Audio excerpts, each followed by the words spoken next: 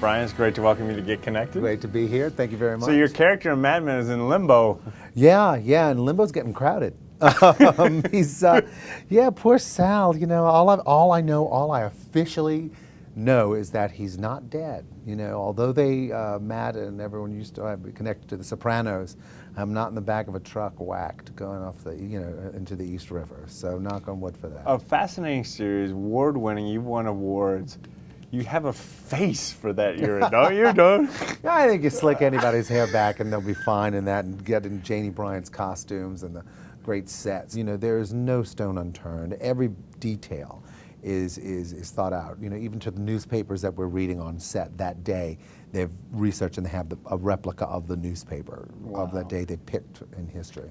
Well, leaving no stone unturned, Broadway has been a home for you for years, yeah. and I read that you were in Beauty and the Beast. Oh, yes. And I have to guess you were Gaston. No. No? Thank you for that. I would have guessed you'd been Gaston. No, I was Lumiere, the French candlestick. Oh, he steals the show. He does. He has a really great number. Yeah, it was. Oh, I had you pegged for Gaston. Thank you. I would love to play Gaston as well, but no, I was the candlestick. Let's take you back to the beginning and let's Sure. talk about this great book. First of all, we might have to talk about the title because your mom had to have something about this.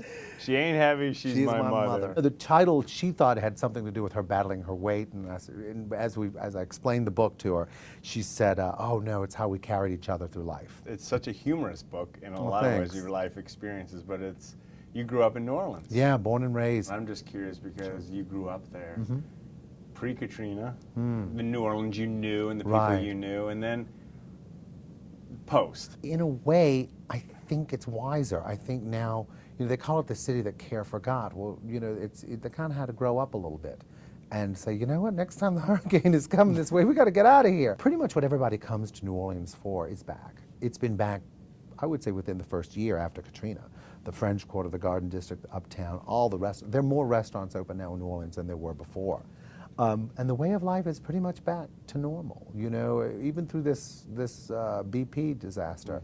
Let's take you back to the book. Okay, sure. And particularly talk about your journey to New York. After seeing New York for the first time, you know, it's one of these things like, I've got to live here. It's almost like a magnet pulling me. Right after college, I moved right there, right to New York, and luckily started working.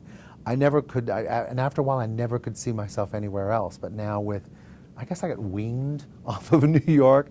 Living part-time in New Orleans, part-time in Atlanta. I really enjoy making New Orleans more of the home base now.